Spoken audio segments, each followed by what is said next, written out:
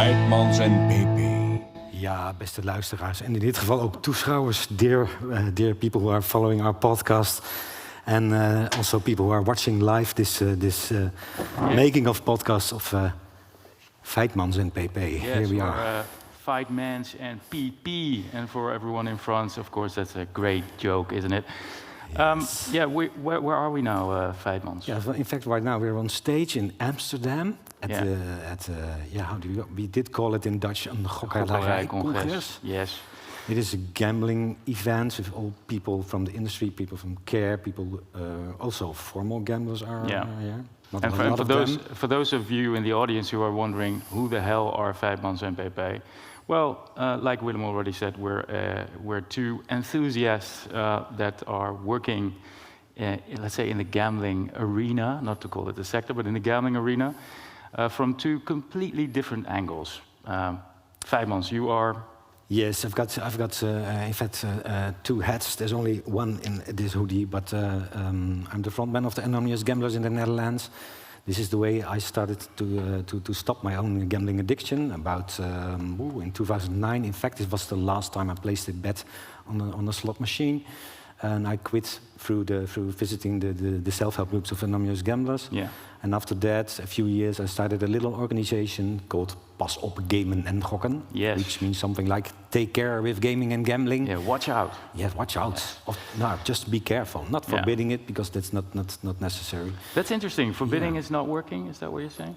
Well, we'll touch on that later. Okay. So, and I am also the managing director of a trade association called NOGA. And the first time we met, we found out that we have something in common. We're both 52 years old, so from the best year, 1970. Yes, I think so. And 1970. both Feite and I started gambling at a relatively young age. I was 14 or 15, you were 16 or something. Yeah. But I stopped gambling because, it wasn't cool anymore with my friends, and you continued.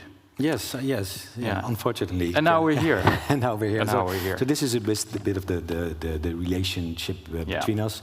And we're also two 50-plus aged guys who like to pretend they're making radio. Yes, absolutely. And Yes.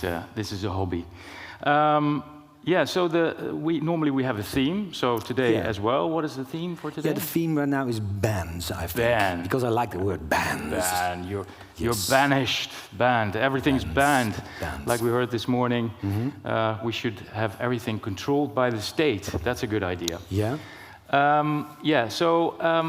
Normally we also have the news that we discuss, but since this is only 10 minutes. Yes. Normally our podcast takes about 3/4 or an hour, something like that. So if you're interested in the gambling Yes. news from all angles, just go to www.feitmansandpeepee.nl, and there you find the podcast and all the previous episodes. Yes, And you can also send us an email asking things. Yes, it's also possible. Go to reageren@feitmansandpeepee.nl. Yeah, or just...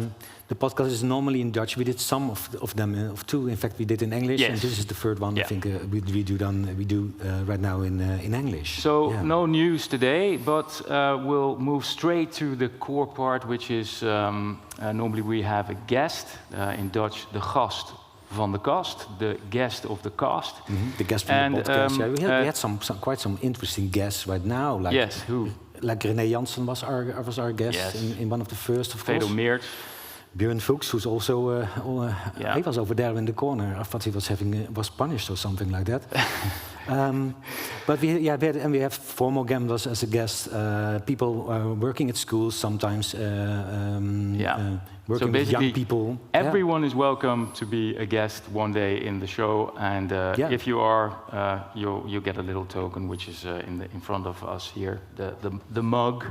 The gokmok. The gamble mug. Yes. And normally we ask our guests, and since we don't have any guests today, well, you are the guests, or we're your guest. We normally have 3 statements that we want the guest to respond to. And for this occasion, Feite will ask the first statement to... Exactly. Statement 1. Society should be very happy with the ban on targeted advertising. What about maybe that? society is very happy about the ban on untargeted advertising because my feeling is that advertising is not a very popular thing to begin with, and certainly not gambling advertising. And I don't think they should be happy because there are all sorts of side effects which I think are completely underestimated. If you go to a large search engine, 2 out of 6 times you type in online gokkast, you end up at the illegal operators. So whilst this is going on, we're banning advertising by legal companies, which doesn't make any sense to me. So I would say no. Yes. On the other hand, I speak to a lot of schools, and young people are studying there, of course, and they say, "Wow, they should not get used to the logos, to the names of the online gambling organizations." They should get used to the logos because how would they know where they can go? Yes, but it will also create some kind of interest. Oh, what's that for kind of organization? And if you're, for example, 8 years old or 10 years old, I think you should not get used to these companies. But just compare it to a 5-year-old kid that can recognize Mercedes-Benz, BMW, Peugeot, Alfa Romeo. Yes, but it's hard to get addicted to Alfa Romeo, and you can get addicted. Björn begs to differ. Björn begs to differ. Yeah, of course we can make fun. But good point. Good point. Good point. Moving on. It's a tricky product. Yeah, well. And Yeah, that's true. It's not selling lettuce, like I always say in the supermarket. But yes, selling. The next one. Statement 2. The protection of vulnerable groups is more important than freedom of expression for gambling companies. Well, in fact, this is the base of what we just said already. Yeah, I think it's very, very, very important to protect the vulnerable groups from gambling. And I think also if we stop advertising for gambling organizations, then young people don't get used already to the phenomenon of gambling. So they don't know what they should be looking out for. Is that what you want? No, and yeah, of course, it's very good to learn that, but to get used to these names, like it's the name of vegetables, of something like that, something a bit more of a normal product. Yeah, but it's not that category. Young people don't go to the internet to find vegetables. They go to the internet because they want to gamble. And then they go look on Google. But if they're going to the internet, and also, of course, children at basic schools, there are a lot of the internet searching for things, and if they get used to the names of the tricky product of gambling, they will, in their heads, it will become this is just a normal product. The normalization, just like you mean? Yeah, normalization. That's the danger. That's the danger, I think. But so considering that, I'm very happy with the ban. Of course, we've discussed that before. Yes, a lot of times. Since the topic was bans, we thought we'd discuss it again today. Yeah. So, so basically, the freedom of expression, which is a fundamental right. A good thing. Yes. Of course, I do agree. Basically, it should be set aside because of the protection of vulnerable groups. So what is more important, to protect people from dangerous products, or to have the freedom to express yourself always and all the time? And I think so. So right now there are some ways the legalized companies can get themselves known, but not through advertising. Yeah. But how? Yeah.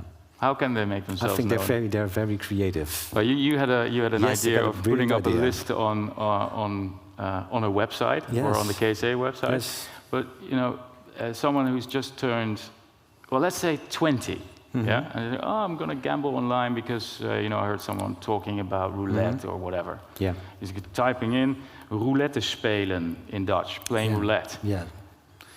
Then what is going to prevent him? Google is going to work. Yeah, that's true. Yeah, Google is going to work. So are we not closing our eyes for this big gaping hole that is still going on day by day? So this road is not finished yet. Of course, there should be. The Dutch government should also talk to Google and to say, okay, how is it possible that illegal part is where nobody is looking at the gamblers over there, or not looking that good as the legalized companies.